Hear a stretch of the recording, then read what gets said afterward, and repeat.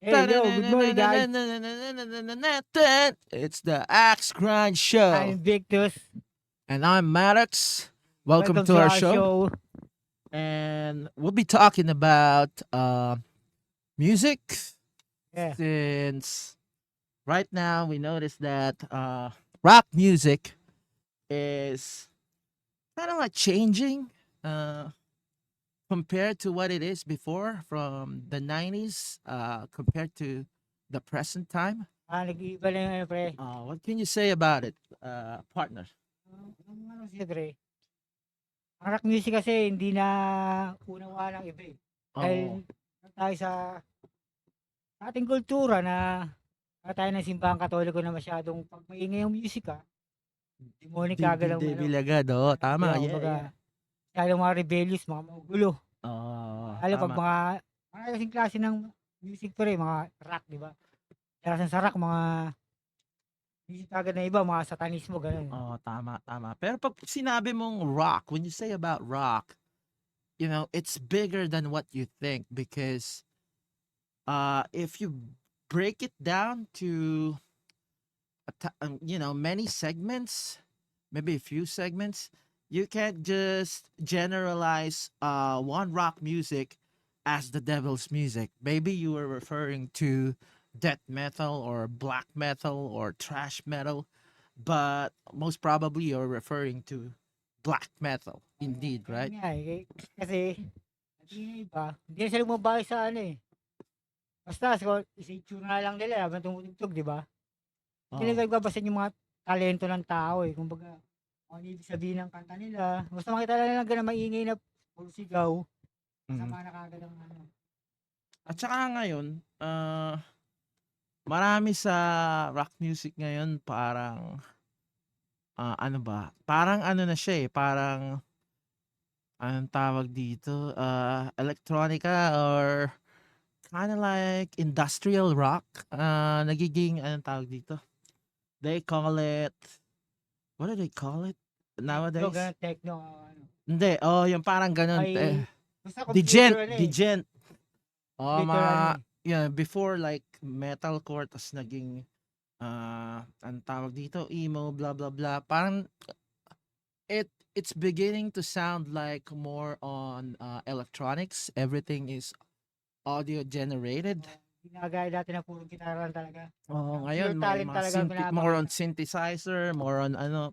Hindi, tsaka yung pag tingin mo sa ano, about sa lyrics nila, parang malayo na talaga sa ano, gaya dati Hindi, na, meron naman, hindi lang natin alam, hindi lang natin nakikita, pero meron pa ring mga magaganda. Katulad ng mga Christian rock, 'di ba? Yung oh ano, yun, pre. Brave, Yun talaga, maganda yun. yung mga Brave, anong banda 'yan? Brave Saint Saturn, yan, again, Yung mga mga OC, ganyan. Super Tones, yan, ano yun. Matagal ng banda yan, pero,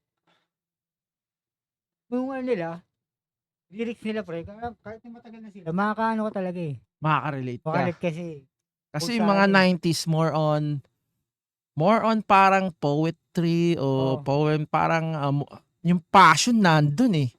Nandun talaga eh. Kasi yung, 'di ba, yung grunge, yung Metallica, yung mga thrash kagaya dati, metal. mga banda dati. Ngayon wala na eh. 'Di ba? Kung i-breakdown mo, 'di Sa ba? tingin mo kasi marami rin mga gandang banda, mga gandang kaso, parang ano nila eh, yung mensahe nilang gustong ipabatid sa tao. Parang ordinary na lang kasi hindi na ganong gaya dati na malalim ang meaning ng mga Oo. Kasi mas gusto ng Pinoy yung maiintindihan agad, yung parang catchy. kwela, masaya, yung parang comedy rock kagaya ng Parokya ni Edgar, yung mga ano pa ba, About sa Kamikasi. ano, kumbaga nakaka-relate sila ganun. Oo, nakaka-relate sila. Kasi ah tingnan mo yung ano ngayon, yung panahon ngayon, TikTok, 'di ba? Yung mga nakakatawang kwelang mga vlogs, 'di ba? Ang bilis mag-ano eh. Oo, Ang di bilis mag-viral eh. Ang bilis ang bilis, ang daming views agad eh. Lalo na yung mga TikTok, yung mga twerking, yung mga gano'n. 'Di ba? dahil, Ang bilis eh. kumbaga, even though na may talent ka, basta't yun ang nakita agad ng mga tao sa Hindi, internet. yung oo, yun, Dun ka agad ng ma-like kasi siyempre, ikaw ba naman, 'di ba, makakita ka ng legs tsaka ng mga alam mo ganun na. ka ano ngayon. Magpapa-hipokrito ka pa ba? Siyempre, ila-like mo, Okay. iki-click mo. Ang ganda eh. Reality yun, eh, 'no? Yun yung Oh, reality, 'di bro. ba? It's the reality. Uh, social media right now is becoming more of a like a fad of not I could say more on entertainment in a way but seductive, you know. Pagka ima-match mo yung mga nagsasayaw ng la, yung mga TikTok na ganun, Dati kasi yung dun sa mga simpleng nagba-vlog lang, wala, panis. Mag-record ka na naggigitara ka o minemorize mo yung kanta, yung lead, yung chords, yung inabot ka ng, ng katagal-tagal para lang i-memorize. Pag-post mo, tapos nakita mo may nag-post TikTok, ano lang, kahapon lang, 1,000 agad eh. Ikaw, ni isa wala, 'di ba? O kaya pailan-ilan lang kung may group ka. So, yung impact sa masa ng mga seductive na mga TikTok I'm not against, TikTok dancer. I also like them, I put thumbs on it. And it's just that uh it's beginning to destroy the sense of art and passion in music because they overwhelm the very essence of what rock music, let's say real music, is all about. The message na overwhelm siya. So, hindi na kagaya nun, 'di ba? Yung mga like, kahit yung sa ano, pre, sa talent na isang tao, eh, kumbaga, 'di ba? yung talent, wala Kumbaga na yun yung eh. Wala na yun eh. kumbaga, It's all about just, mas nabibigyan ng twerking. pansin, pre, yung mga kung sino pa yung may tutulong sa ano, sa Hindi naman, kumbaga, yung mga message na kagaya ng mga passion nung 90s, yung mga Eraserheads, yung mga Minsan, 'di ba? Wala nang mga ganun ngayon eh. oo, Parang siguro meron pero hindi na napapakinggan kasi more on flip top, more on oo, yun. mga ay From TikTok mga na ano, mga hindi gano'n. man alam na ano sa society na ano, 'di ba? So Ah, na ano ko yung generation ngayon nade-deprive ng ano eh, oo, ng real passion when it comes to listening to music. Siguro kasi marami siyang like I said yung pinost ko dati yung metaphor. Ano ba ang metaphor sa Tagalog? deep kumbaga ano, eh, malalim na ano, eh, Malalim na kahulugan ah, na iniba yung ibig sabihin kasi ay parang ginawang matalinghaga oo, yun na, mapapaisip ka tuloy para na ano, ikaw yung magbigay ng kahulugan depende sa nare-relate ng sitwasyon mo. Kagaya nung mapa-English o Tagalog, ganun eh, napansin ko yung mga magagandang kanta ng mga dati ng Soundgarden, Nirvana, Pearl Jam, Grunge, Metallica. 'di ba? Oo, talagang matututo ka na, oo nga 'no. Kagaya nung ano, yung sa Megadeth, yung ano, "You take a mortal man and put him in control." Parang bigyan mo siya ng kapangyarihan. Symphony of Destruction, pre. Watch him Yun, become a god. Symphony of Heads Destruction, will kanta ng roll. Megadeth yun, eh. Kagaya 'pag bumoto ka 'di ba ng isang tao na hindi mo alam kung sino binoboto mo, yung background wala ka ng pakialam basta sikat. Pero mali pala yung taong yun, hindi pala siya yung karapat-dapat. So bigyan mo siya ng kapangyarihan, yung dating akala mong humble na siya, yung Oo. simpleng tao siya, talagang ano, eh, anong tawag dito, mag-iiba talaga siya, Oh, eh. I once mean, na yung he tao will kasi, morph into that power that you become and then he will become, not a better person, siguro, pero more on aggression. Parang he will take it, as to become like aggressively to parang to command everyone. yun Parang yung ganun. makapangyarihan, pre. So, Mapapabago pag niya ang tao, kinuman eh. niya, heads will roll, sabi dun sa lyrics, tama naman. Kasi, tignan mo si Hitler, 'di ba? Nung binoto nila, akala nila tama, 'di ba? Heads will roll. Ang dami niyang Eh, pinarusahan. kahit ngayon naman, pre, Dami nangyayari yan, eh. oo, pero Ang Pinoy, 'di ba?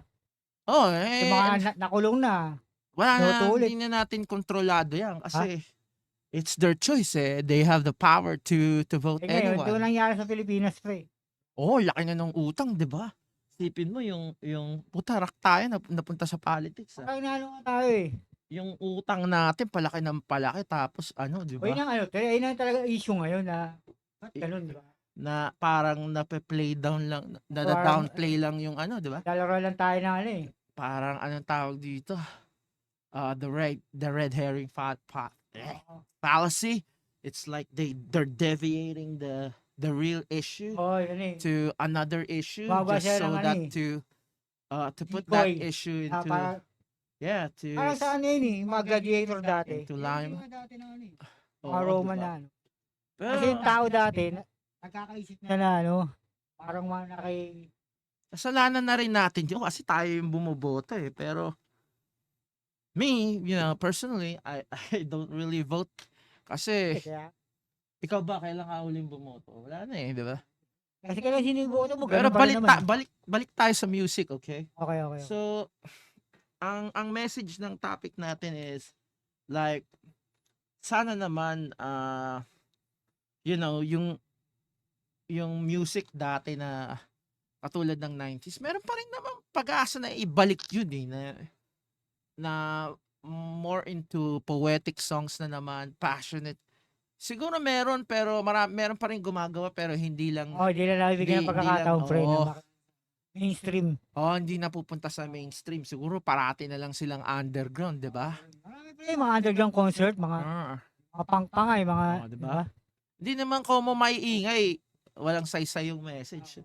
If you listen to it, the metaphor, like it's like cryptic messages that you have to break down into segments and then ikaw nang bahala magbigay ng kahulugan.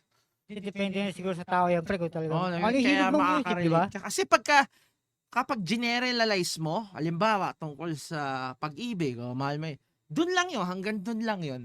Pero ang message ng mga karamihan kapag gumagawa ng lyrics, kapag metaphor, parang target nila yung audience, generalize, eh. Kahit sino pwedeng magbigay, makarelate. Kaya ginagawa nilang metaphor. Parang ganon. Alam ko, Hindi mo ewan ko rin lang. mai-blame yung ano kasi yung mga tao kasi iba-iba ng gusto, eh, mga gusto ng mga rap, Alam mga ko, love gusto song, ng mga Pinoy na sobrang oo. saya, laging masaya, Ano, laging ano, kaya nga sabi ni Jamir dati, nakita ko sa video niya, sabi niya, parang hindi pa nagkakaroon ng yung parang iba yung music na, yan, new metal, sabi, we'll see about it, sabi niya. Parang siya yung, hindi siya sure kung ano talaga patutunguhan, eh, 'no? oo, But we'll pero see about ano, it, no? parang dina-doubt siya na hindi, kasi yung rock scene noon parang makamasa, eh, Oo, makamasa na parang alternative na gano'n na we'll see about it. Pero may mga underground na nun na kagaya ng mga kung nakikinig ka ng LA, malulupit na rin kaso oo. hindi nabibigyan niya, hindi napupunta sa mainstream. So siya, 'di ba, nung nagsimula niya yung Slapshot, napunta sila sa mainstream, ibig sabihin kinaya niya, 'di ba? Hindi kasi Kahit papaano na naka-survive siya pre. oo, Kasi tsaka yung mga time na yun pre, yung mga ano pinipirata na, eh, tsaka music industry niyan. tsaka yung mga Pinipirata na. naghahari nun, 'di ba, yung mga alternative na parang masasaya, happy, happy, Di ano kumbaga ano talaga radio friendly, radio mga radio friendly friendly. yung dating. Eh, siya parang yun, yung new metal Noise 'no, days, noise ang oo, dating, binigyan new na nila ano, metal 'no. napunta na sa yung mga gano'ng aggression napunta na sa mainstream, 'di ba? 'Di ba? Ang Siguro galing ano din, 'di rin, ba? or ano kasi may gano'n ang tao, eh, kumbaga habang maanong panahon makikibagay ka, eh, kung anong ano, Oo, oo, parang change. yung Pero kung ngayon uso parang ngayon, bumabalik na naman, 'di ba?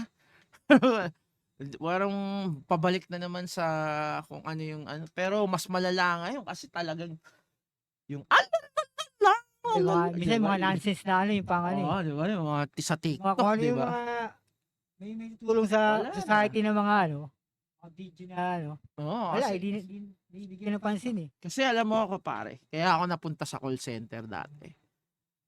Kasi kakarinig ko, kaka-listen ko sa mga ano, eh, sa mga rock music, sa mga death metal, thrash metal, punta agad ako sa Tandem. So, inaalam ko sa dictionary kung ano yung mga word na yun na, what does this Mga mean? Yung lyrics mga, 'no, yung sa mga lyrics. Ah, so 'pag hindi ko alam, punta ako ng National Bookstore, wala pa namang Google nun, eh, 'di ba? Ta's buklatin ko agad kasi hindi mawala sa utak ko, eh. Kunyari Tyrion, hindi ko Hindi mawala sa utak ko na may